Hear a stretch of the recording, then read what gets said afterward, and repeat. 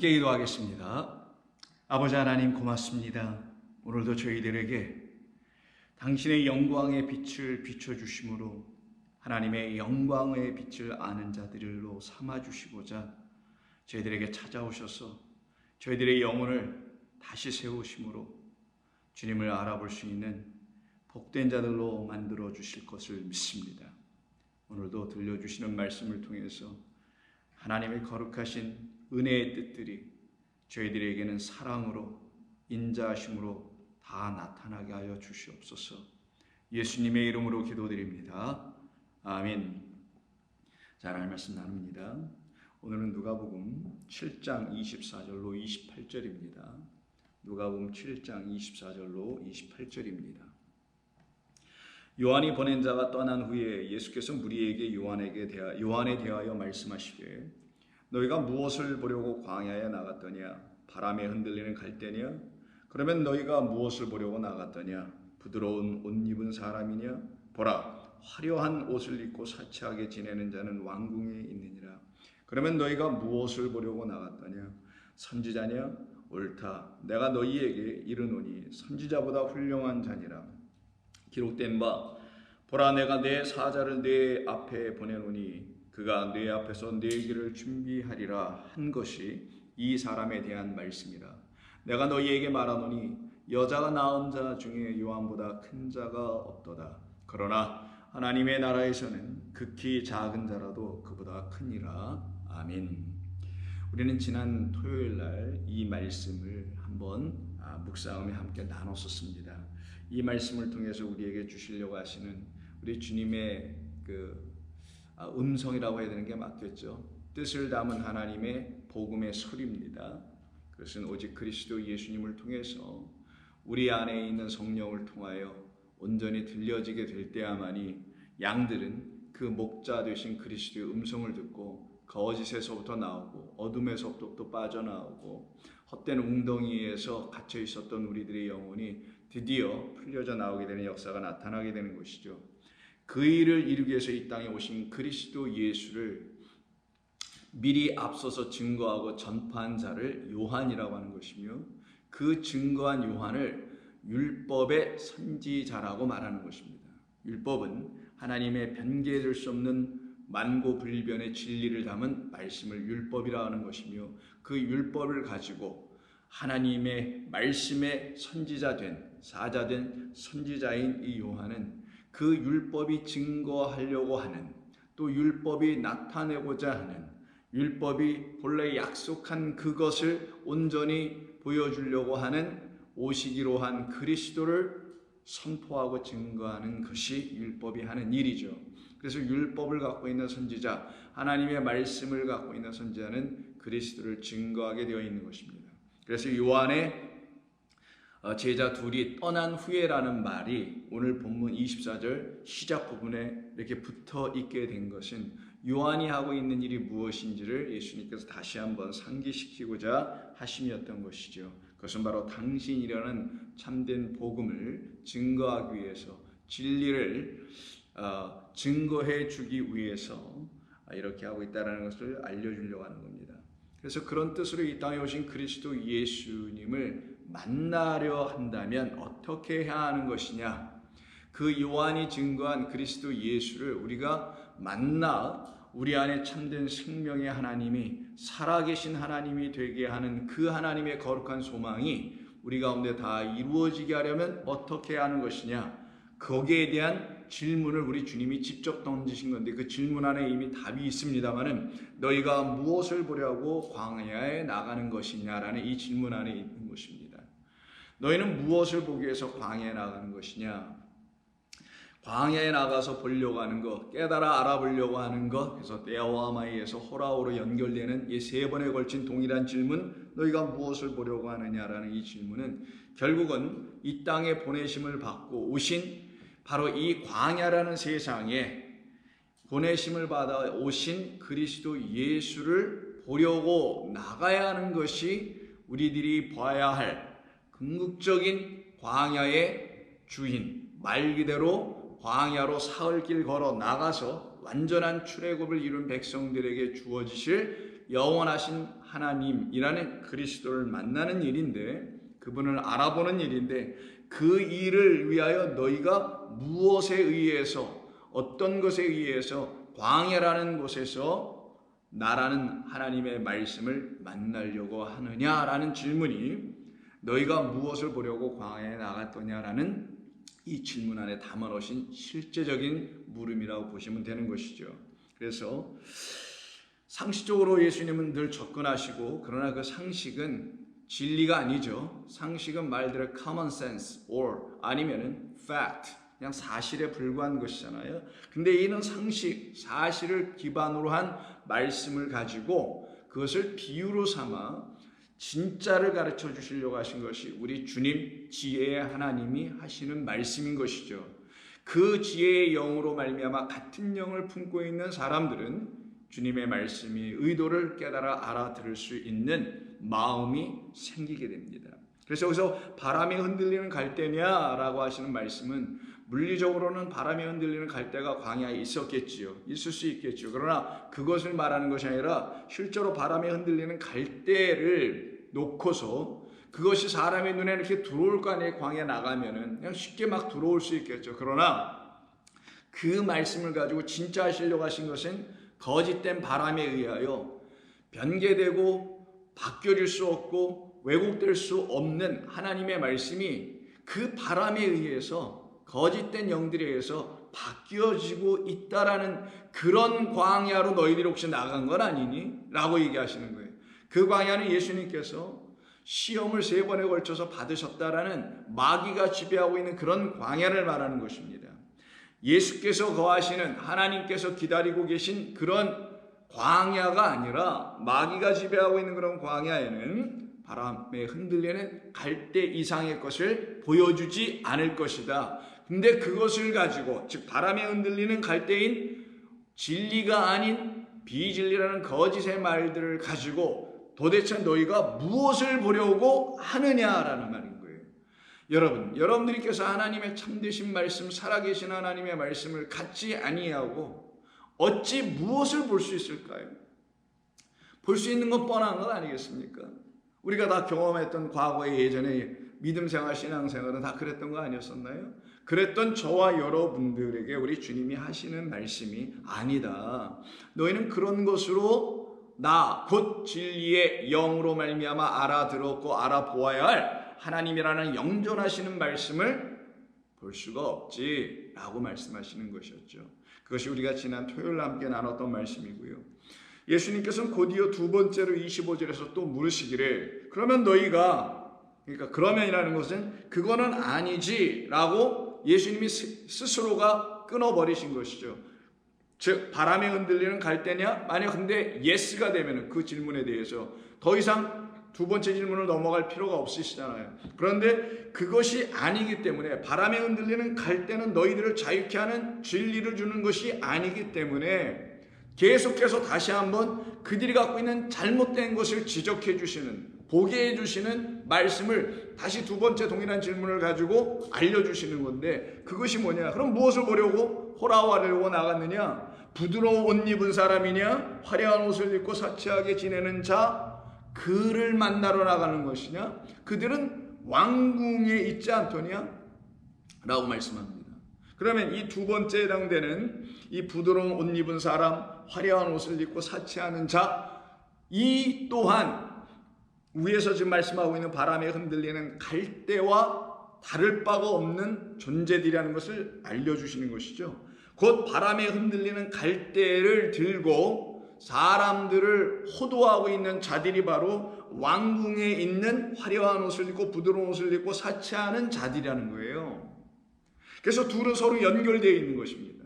너희들이 이런 자를 보려고 나왔더냐? 그 말은 너희가 이런 자로 말미암아 깨달아 알아볼 수가 있더냐? 너희들은 근데 그런 자들에 의해서 미혹당하였고 호도당하였고 그리고 유혹을 당하고 시험당하였기 때문에 나라는 참된 하나님을 깨달아 알아볼 수가 없게 되었지. 무엇을 가지고? 율법이라는 기록된 하나님의 말씀을 가지고 너는 참 하나님을 알지 못하게 되었지. 그렇게 됐던 것은 그 바로 왕궁에 있는 화려한 옷을 입고 사치하는 소위 왕족들, 이 본문의 문자적 의미에서는 뭐 귀족들일 수 있겠지만 성경이 말하는 이 화려한 옷과 부드러운 옷을 입고 사치하는 자, 왕궁에 있는 자들은 그런 세상의 왕들에 대한 이야기가 아니겠죠. 우리가 일찍이 계시록을 통해서도 여러분에 걸쳐서 말씀을 쭉 나눴었고, 뭐 계시록뿐만 아니라 성경 전체를 걸쳐서 이 사치하고 또 많은 재물을 가지고 부한 자들이 다 이 왕궁에 있는 자들이잖아요.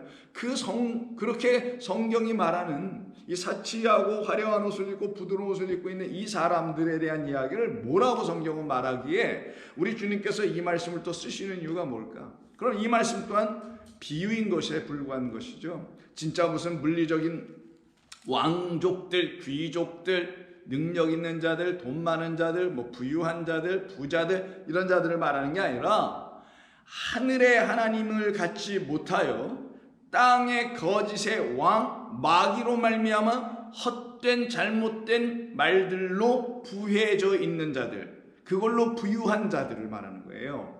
그런 자들을 지금 왕궁에서 사치하는 자요, 부드러운 옷을 입은 자요, 화려한 옷을 입고 있는 자, 그럼 그들이 내놓을 수 있는 그것은 그런 옷밖에 못 준다는 것이죠. 그래서 여기서 두 번째로 전부 다 옷을 줘요. 그럼 세례 요한이 광야에서 입었던 옷과 이 왕궁에 있는 자가 입고 있는 옷이 완전히 대조되지 않습니까?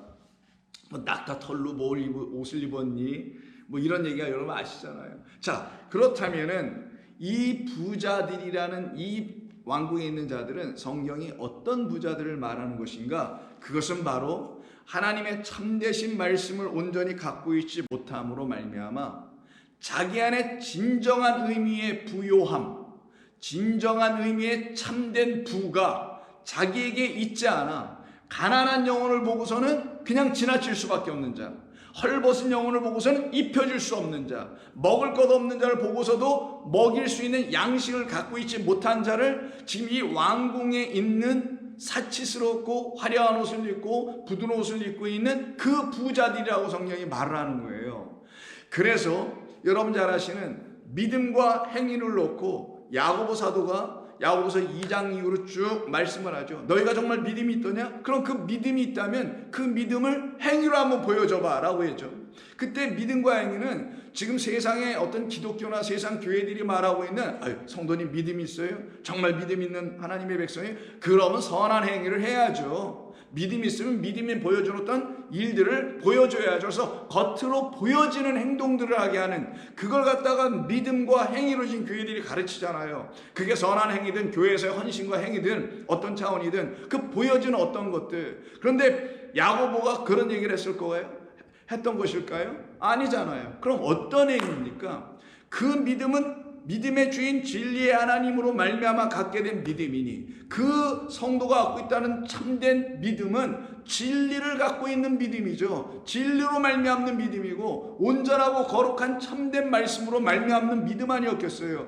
그 참된 말씀이 그 한 영혼을 부욕해 한 거예요. 그래서 가난한 자 같으나 부유한 자가 되는 거고 많은 사람들을 더 부욕해 할 수 있는 자, 그래서 하나님의 나라의 부자 된 자. 어떻게? 그 밭에 있는 감춰진 보화, 이 밭에 있는 감춰진 보화, 그리스도 예수의 말씀 안에 감춰진 진짜 보화, 그거를 발견한 자들을 얘기하는 거예요. 그런데 그걸 발견하지 못한 부자 청년은 와가지고 관원은 와서 예수님께 영생을 얻어보려고 유대교가 가르쳤던 율법 지킴에 대해서 쭉 나열한 난 다 했습니다라고 얘기했으나 예수님께서 넌 아직도 한 가지가 부족하다, 한 가지가 결핍됐다라는 거죠. 너에게서 내가 들어야 될 그 한 가지는 없고 너에게서 없어야 될 잔뜩 헛된 부요함들만 이 세상 왕궁에 있는 자들에 의해서 흔들리는 갈대, 바람에 흔들리는 갈대가 주는 그런 말들로 말미암아 갖게 된 헛된 부요함만 갖고 있구나. 그게 율법 지킴, 스스로 완성했다고 생각하게 하는 그런 행위들. 아, 성도님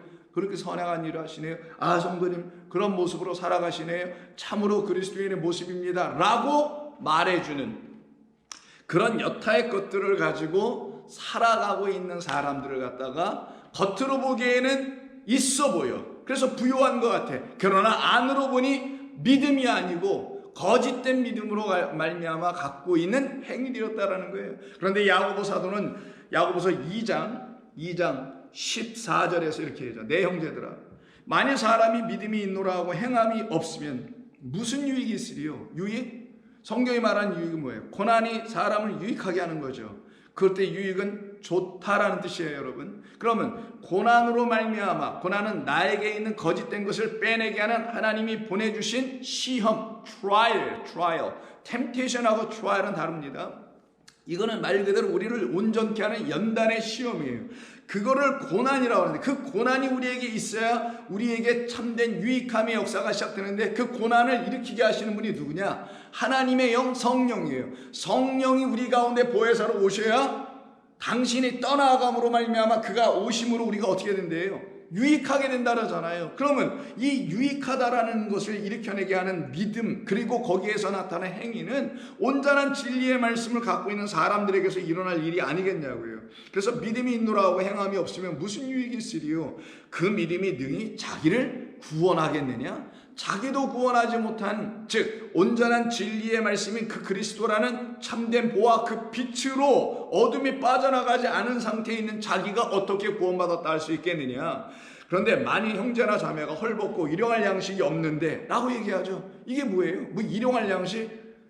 뭐 쌀독에 밥이요 쌀이 없다는 얘기 아닌 거 여러분 아신다면은, 이 말씀은 바로 내게 참된 하늘의 보화인 그리스도라는 진리의 말씀, 날 살려내신 생명이 내게 말씀이 되어 있지 아니하면, 자매나 형제가 헐벗고 일용할 양식이 없을 때 내가 만약에 그런 것을 내가 갖고 있다라면, 참된 걸 갖고 있다라면, 그런 형제나 자매를 봤을 때 그냥 스쳐 지나갈 수 있고 말로만 아유 먹을 거 있어야 되는데 저 집 이러고 말 거냐? 저 영은 하나님의 양식이 있어야 되는데, 저 영은 헐벗었으니 그리스도로 옷 입어야 하는데, 이렇게 말해주는 걸로만 멈추게 할 수 있겠느냐? 아니면 진짜 그에게 하나님의 양식을 나눠줄 수 있는, 너 안에 있는 그 양식으로 내가 입고 있는 그 속옷과 겉옷을 이렇게 입혀줄 수 있는 그런 보화를 내가 갖고 있느냐? 이걸 묻는 거예요. 그래서 너희 중에 누구든지 그에게 이르되 평안히 가라, 덥게 하라,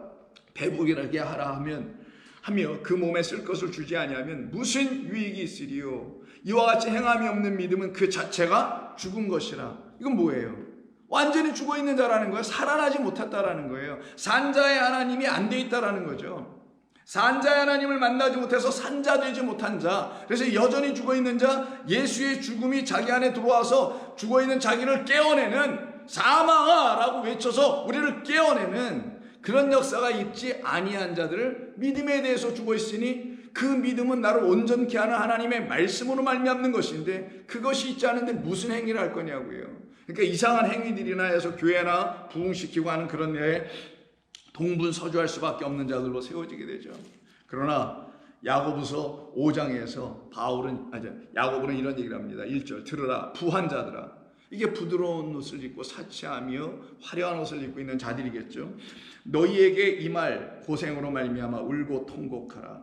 이제 깨달아 알아들으라는 거예요. 아직도 하나님의 말씀으로 부요하지 못한 영혼들아 들으라는 거예요.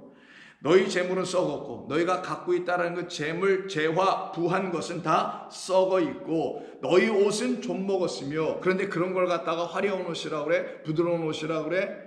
너희 금은과 은은 녹이 슬었으니 이 녹이 너희에게 증거가 되며, 어떤 증거? 너 죽어 있다라는 증거. 금과 은은 하나님의 깨끗한 말씀을 상징적으로 표현하는 거예요. 너 그렇게 깨끗하게 하는, 너의 영혼을 깨끗하게 하는 이른 비와 늦은 비인 물과 성령, 그걸로 너희가 완전히 살아나지 못했잖아. 율법과, 즉 옛것과, 그리고 새 것인 그 성령이라는 복음으로 내가 살아나지 못했잖아. 그럼 넌 죽은 거야. 그걸 금과 은이 녹이 슬었다고 하는 거예요.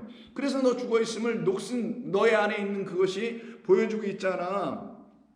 증거가 되며 불같이 너희 살을 먹으리라. 너희가 말세의 재물을 쌓아도다. 보라, 너희 밭에서 추수한 품꾼에게 주지 아니한 삭시 소리 지르며 그 추수한 자의 우는 소리가 만군의 귀에 주의 귀에 들렸느니라. 너희가 땅에서, 여기서 나옵니다, 사치하고, 이게 왕궁에서 사치하는 자들이에요. 방종하고 하며 살육의 날에 너희의 마음을 살찌게 하고 있구나. 그럼 이렇게 살찌게 하고 방종하는 이 땅, 그 땅이 어디냐고요? 뭐 이 세상 땅?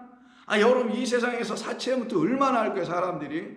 또 사치를 안 했다면 또 얼마나 또 안 하고 사는 거예요? 얼만큼 해야 청빈한 거, 얼만큼 해야 또 사치하지 않고 그리스도인의 어떤 건강하고 이런 모습을 보여주는 겁니까? 그런 게 참다운 그리스도인의 모습이에요? 여러분 마음껏 드시고 사세요.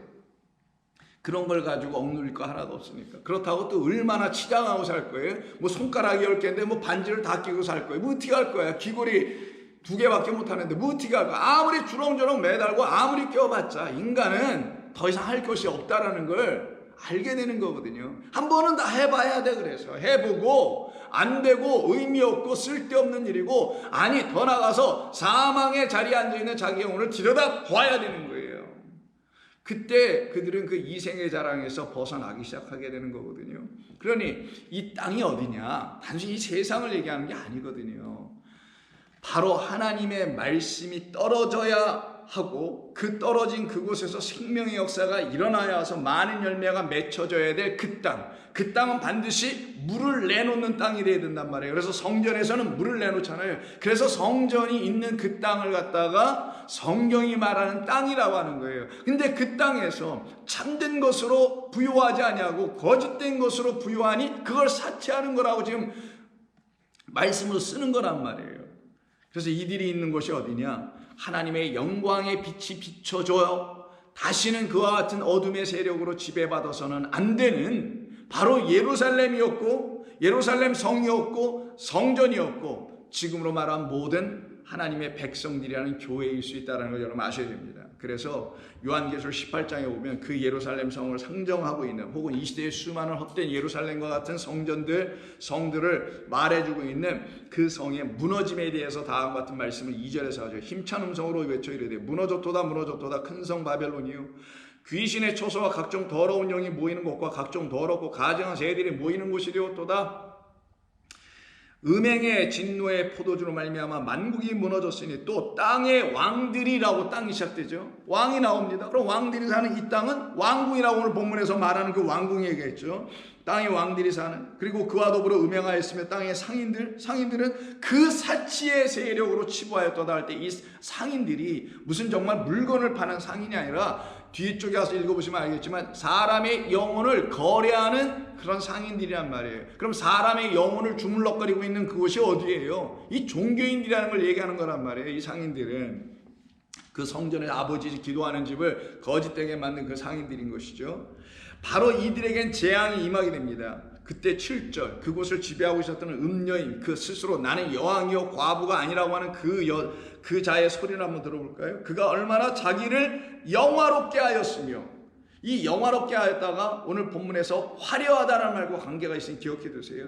영화롭게, 독사조인데 영화롭게는 자기 안에 자기가 스스로 비추는 영광의 빛이 있다라는 거예요.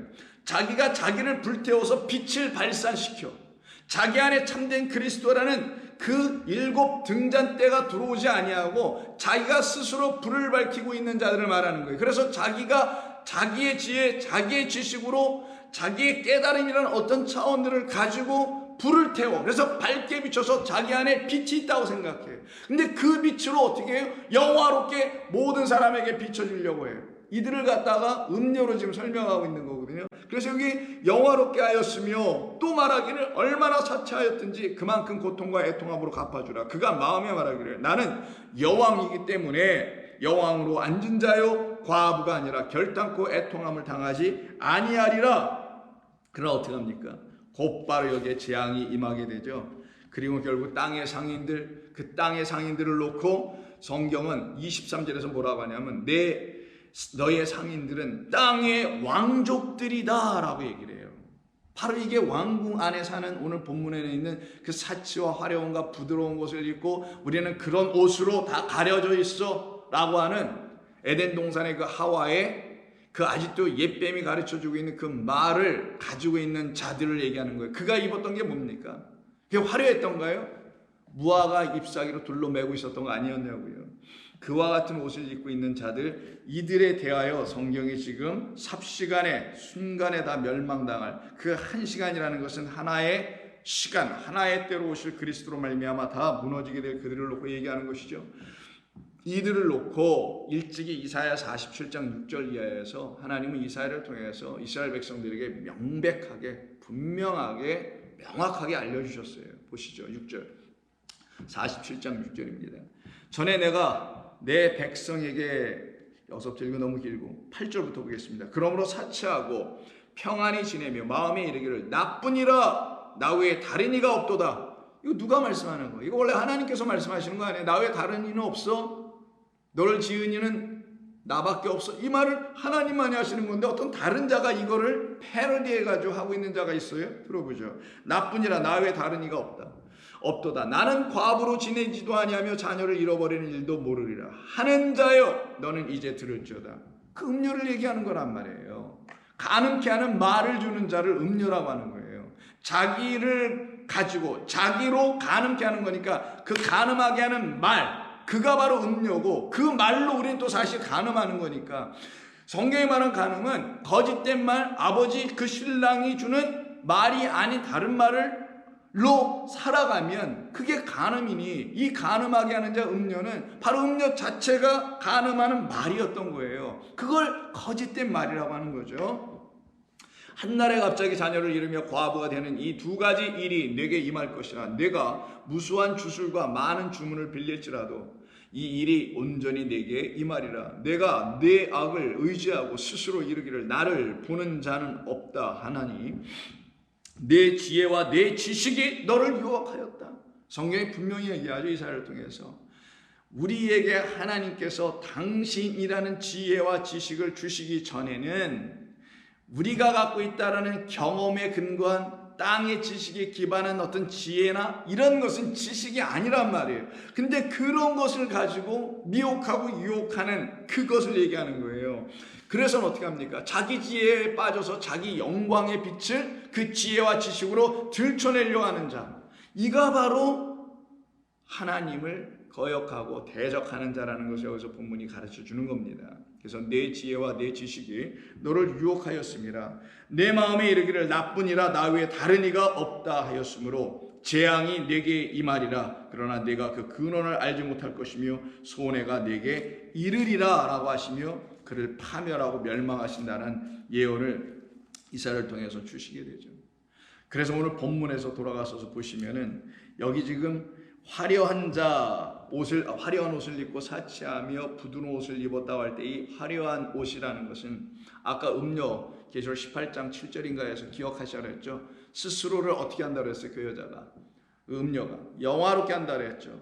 바로 스스로를 영화롭게 하는 독사조하는 자, 그가 바로 자기 안에 있는 자기 지혜와 자기 지식으로 빛을 발하고 있다 해서 나는 영광이 있어, 나는 영광스러운 자야 라고 하는 그 여인을 말하고 그 음료를 말하는 거죠.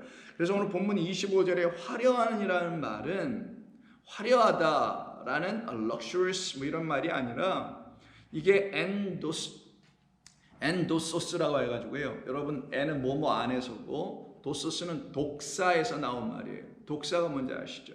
영광이에요. 그럼 영광 안에서라는 말을 가지고 만든 형용사로서 영광스러운 이런 말이에요. 그 말은 뭐냐면 그 왕궁에 있는 자가 이 세상을 미혹하는데 미혹할 만한 뭐가 있어야 또 미혹을 사람들이 당할 거 아니겠어요? 그게 뭐냐면 그가 갖고 있는 지혜와 지식이에요. 그걸 가지고 사람들에게 나타나 말하고 보여주니 사람들에게 영광을 받더라는 거예요. 그래서 사람들은 그가 갖고 있는 말이 영광스러워 보였던 거예요. 그래서 이게 사치스러운 옷이라는 말, 혹은 여기 그 화려한 옷이라는 것은 단순히 그런 걸 의미하는 게 아니라 자기 스스로가 자기를 영화롭게 만들고 있는 자라고 말하고 있는 내용입니다. 그래서 이 본문이, 이 말씀이 사용되는 것이 어디냐면 누가복음 12장에서 사용됩니다. 누가복음 12장 16절 이하를 보면 한 부자에 대한 이야기가 나와요. 헛된 부자라는 걸 여러분 다 아시는 그 내용입니다. 많은 소출을 얻어가지고 더 이상 그것을 얻다 넣어둘 데가 없어서 창고를 부수고 뭐 더 하나를 줬다고 하는 뭐 그런 얘기 있잖아요. 그런데 그를 놓고 하나님께서 말씀하시는 것이 21절 마지막 절인데 자기를 위하여 재물을 쌓아두고 하나님께 대하여 부유하지 못한 자가 이와 같으니라라는 말씀을 해주시죠. 그는 그 영혼이 오늘 밤에 뭐 부름을 받고 끝이 날 거라는 그 말씀으로 하신 그 내용 아니겠어요? 이때 자기를 위하여는 아니고요. 자기 안에 재물은 없어요. 자기 안에 뭔가 이렇게 쌓아두어요. 그래서 자기 안에가 자기 마음 안에 쌓는 거예요. 그 마음 안에 들어가는 걸 지혜와 지식이라고 하는 겁니다. 근데 이게 하나님께로부터 온 성령이 들려주시는 것으로 채웠다라면 성경이 말한 그 온전한 부유한 자가 되는 것이고, 그래서 양식 없는 자에게 양식을 주고 줄인 자에게 먹게 하고 헐벗은 자에게 입히게 하는, 그래서 그들 또한 부욕해 만드는 자가 되게 하는 것인데, 이 부자라고 하는 이 사람은 어떤 사람이냐? 자기 안에 그냥 뭔가를 쌓아, 눈에 보이는 걸 쌓아, 겉으로 드러난 어떤 것들을 쌓아, 그 껍질들이죠. 껍데기들 같은 그런 걸 계속 쌓아. 그리고는 하나님께 대하여 부유하지 못하다라고 되어 있어요. 이와 같은 사람들은 하나님께 대하여 부유하지 못하다. 원래는 하나님께 대하여, 하나님에 대하여, 하나님 안에서는 이런 말인데, 이때 하나님이 호데오스가 아니라 그냥 데오스예요. 여러분에 걸쳐 들으셔서 아시겠지만 호데오스는 정관사 the God이니까 그 God이 아니고 여기는 그냥 God, 그냥 하나님이라는 거예요. 그럼 차이가 있다는 거 여러분 아시죠? 이건 그냥 되었으니까 말씀이라는 거예요.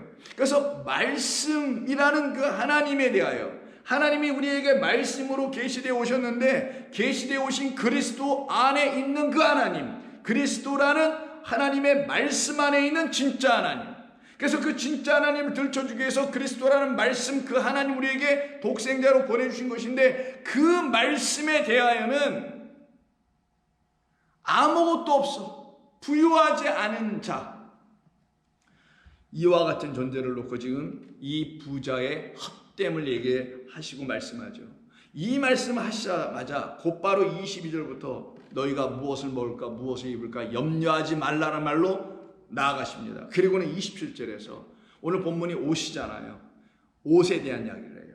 의식주에 대한 이야기 중에 하나겠죠. 자, 우리 인간이 말하고 있는 그 의식주가 아니라 성경이 말하고 있는 의식주, 하나님께서 우리에게 주시려고 하는 의식주가 따로 있다는 걸 여러분 아신다면, 여기에서 그 의에 해당되는, 옷에 해당되는 것을 백합화로 좀 설명하는 거니 한번 들어보세요. 27절.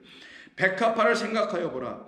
실도 만들지 않고 그리고 짜지도 않아. 실을 누에가 뭐 실을 만들든 무슨 삼배에서 실을 뽑아내든 뭐 실을 만들어야 그거 갖고 시줄과 낫줄을 엮여가지고 뭐 옷을 짜고 해야 될 텐데, 아니 백합화를 봐라. 걔는 실도 만들지 않은데 어떻게 예쁜 옷으로 자기를 이렇게 아름답게 영화롭게 할 수가 있을까? 라고 지금 예수님이 얘기하시려고 하시는 거잖아요. 백합화를 한번 생각해 봐라.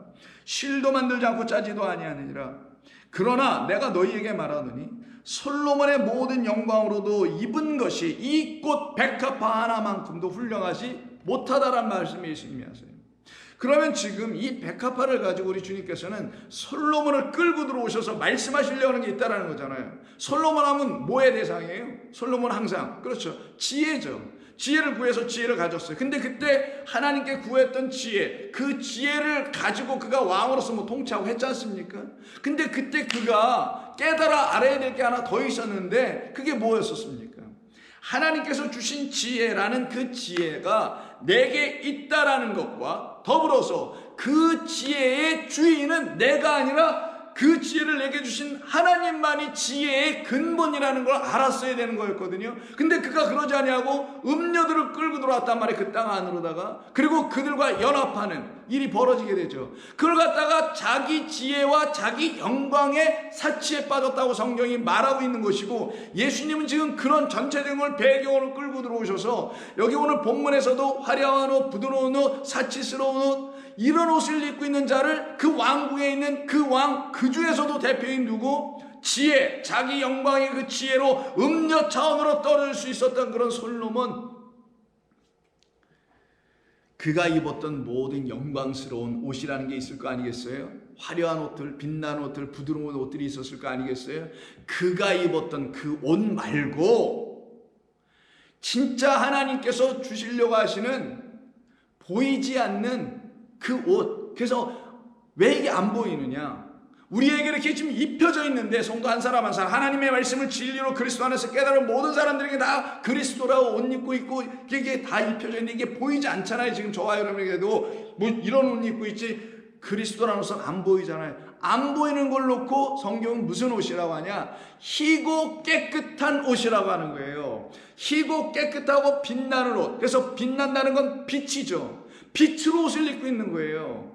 여러분, 빛이 보입니까? 빛은 보이는 게 아니라 빛이 있다라는 걸 아는 거죠. 뭐 빛이 어디 보여? 빛으로 말미암아 만물이 보이는 것뿐이죠. 그러나 우리는 그 빛으로 말미암아 드러난 만물을 보면서 그럼 만물이 또한 드러내려고 하는 것은 빛이 있다라는 걸 알려주는 것이니, 빛으로 말미암아 보여진 만물을 하나님이 지어놓으시고서는 이렇게 내가 빛이 있으라 하여 만물이 드러나게 되므로, 만물은 또한 그 나를 드러나게 하는, 만물 자신을 드러나게 하는 빛을 증거하도록 지어진 것이라는 걸 알게 된 모든 사람에게 진짜 찾아 들어야 될 빛은 보이지 않는 그 빛, 영원하신 하나님인 거예요.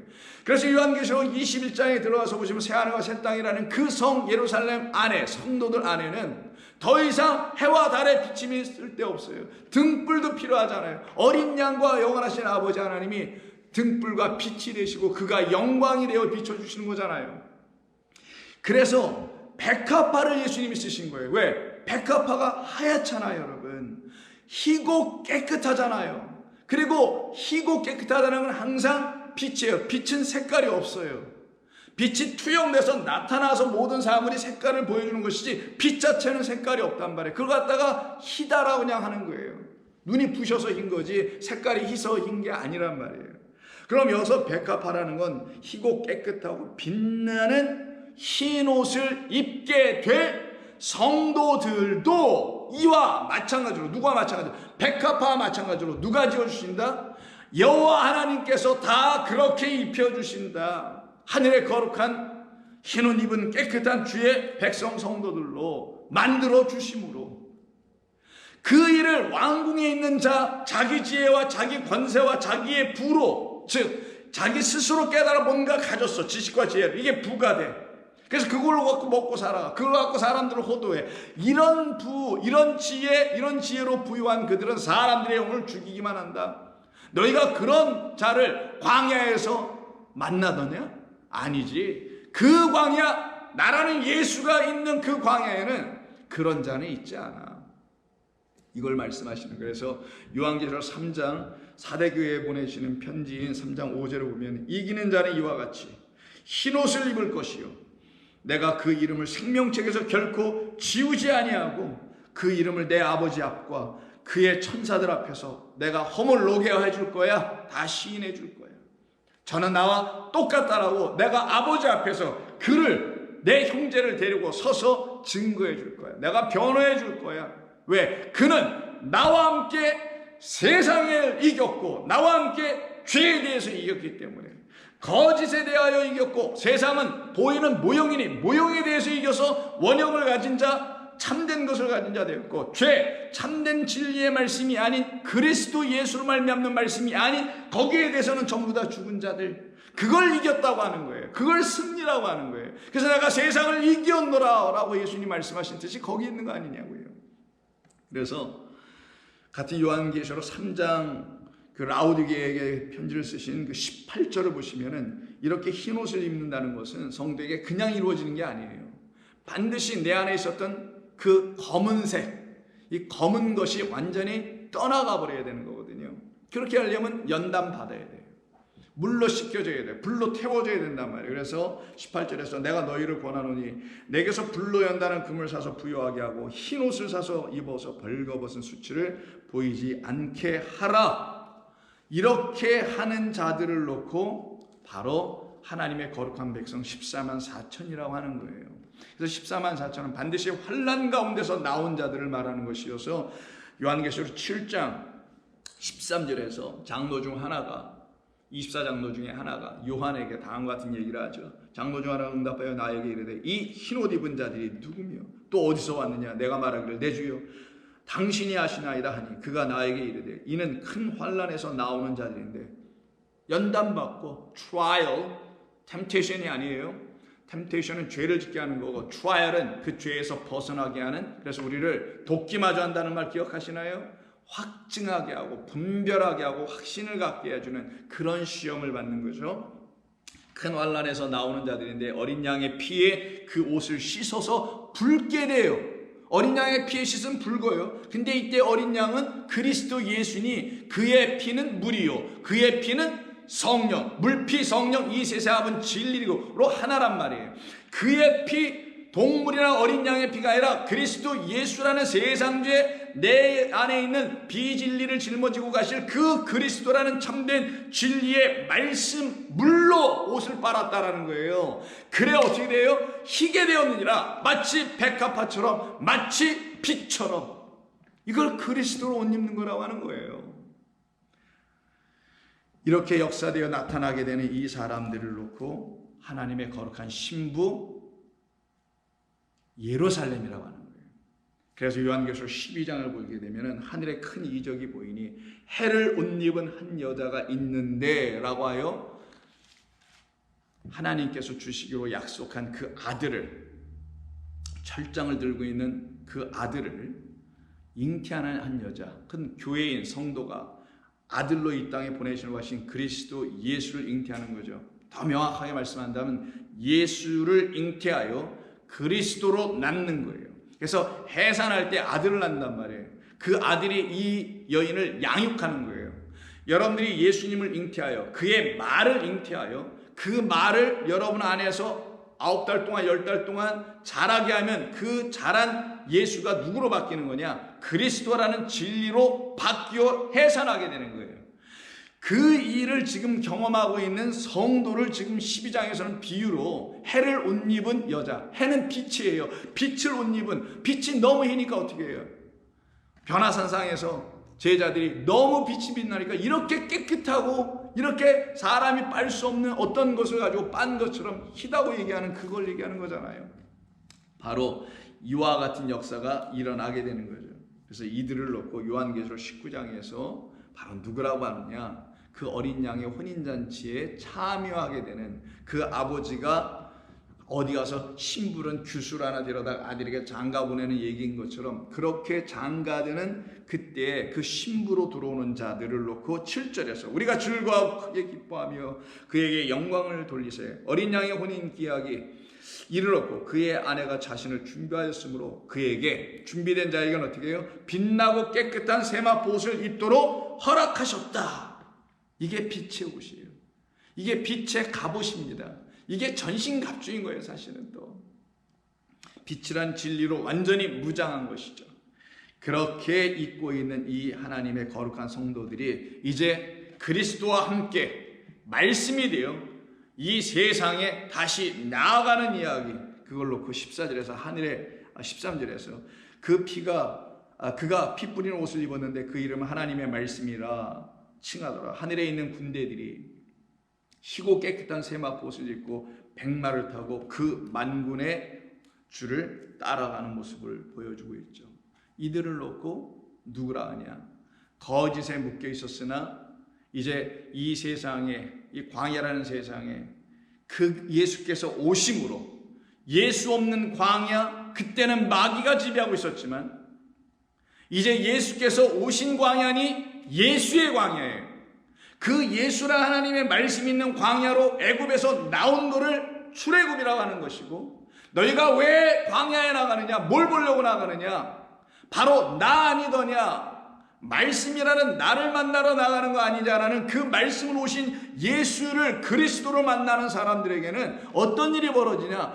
전부 다 풀려나고 전부 다 해방받고 전부 다 살아나는 일이 일어나게 되는 거예요. 그래서 누가복음 13장에 18해 동안 귀신 들려 꼬부라져 있는 한 여자를 고쳐주시는 역사가 나타나죠. 그때 예수님께서 15절에서 뭐라고 하시냐면, 외식하는 자들아 너희가 각각 안식일에 자기의 소나 나귀를 외양간에서 풀어내고 이끌어 가서 물을 먹이지 아니하더냐?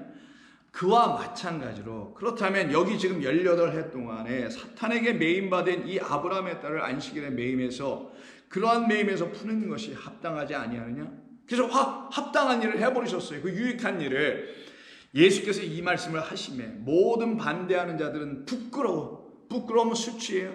옷 입지 못한 자, 아직도 화려하고 사치스러운 인간들이 준 거짓된 옷을 입고 살아가는 자들은 부끄러워하지만 온 무리, 이 말씀을 듣고 아멘했던 온 무리들은 그가 하시는 모든 영광스러운 일을 기뻐하더라. 이때 영광스러운이라 이 번역한 게 오늘 본문에서 화려한이라는 말 엔도소스예요.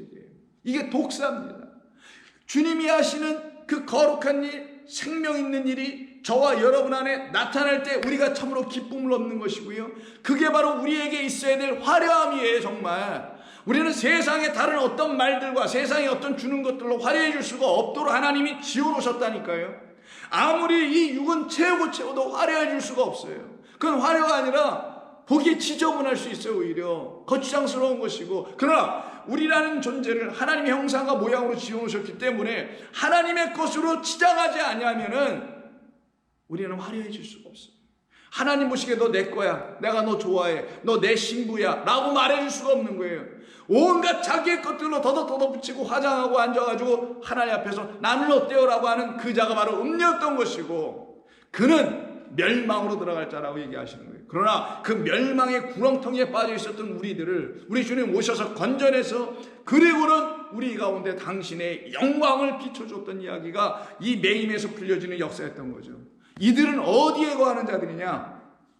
이 땅에 거하는 자들이 아니라 이 땅의 나라, 세상의 나라, 그리고 더 나아가서는 인간들이 구조하고 조직화해서 만드는 어떤 종교의 나라에 거하는 자들이 아니라 오직 하나님의 나라에 거한 자들이에요. 이들은 하나님의 말씀을 순종하는 사람들이에요. 근데 그렇지 않은 자들은 순종하지 않죠. 들으려고 하지 않죠. 왜? 나는 이미 들었다고 생각할 것이 뻔하니까요. 자기 생각과 자기의 마음의 울림으로 들어버린 것이죠. 하나님의 영으로 말미암아 자기가 죽으면 절대로 울려질 통도 없단 말이에요. 그 상태가 안 돼 있는 사람들을 놓고 베드로전서 2장 8절에서 이렇게 말을 해요. 그들이 말씀을 순종하지 아니함으로 넘어지나니 이는 그들을 이렇게 정해놓으신 것이라. 그러나 너희는, 긍휼과 인자와 은혜를 받은 너희는 택하신 족속이요 왕같은 제사장이라 할 때 이때 왕같으니 오늘 본문에 그 왕궁이라고 쓰는 똑같은 말입니다. 그러면 우리가 거한 왕궁은 바로 그리스도 예수로 말미암는 하나님의 나라라는 왕궁이어야 되는 것이겠죠. 그 왕궁 우리가 안에 이미 지어졌기 때문에 우리를 하나님의 거룩한 신부라고도 부르실 수밖에 없게 되는 일이 우리 가운데 은혜로 이루어지게 된 거예요. 참 놀라운 일이죠.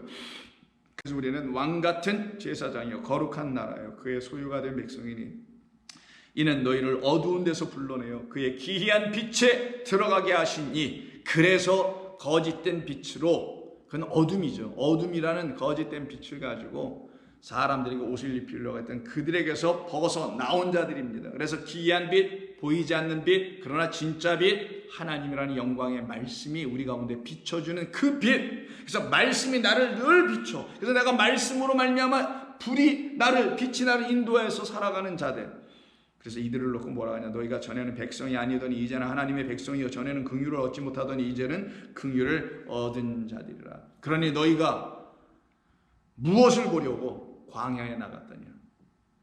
백합화를 지어내셔서 그 백합화처럼 아름다운 옷으로 입혀진 너희, 빛으로 깨끗한 말씀으로 입혀진 너희를 그렇게 만들어내실 리가 이 세상을 지배하는 자들의 광야에 있더냐? 아니면 내가 있는 그 광야, 사흘길 걸어가야 만나는 그곳에 있는 광야에서 이루어지는 것이냐?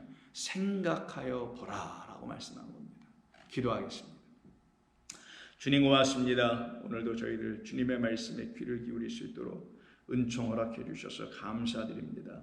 주님의 말씀은 우리에게 생명이오니 이 말씀이 듣는 모든 성도들에게는 너무너무나 소중하고 값진 말씀들이 다 되게 하여 주옵소서. 예수님의 이름으로 기도드립니다. 아멘.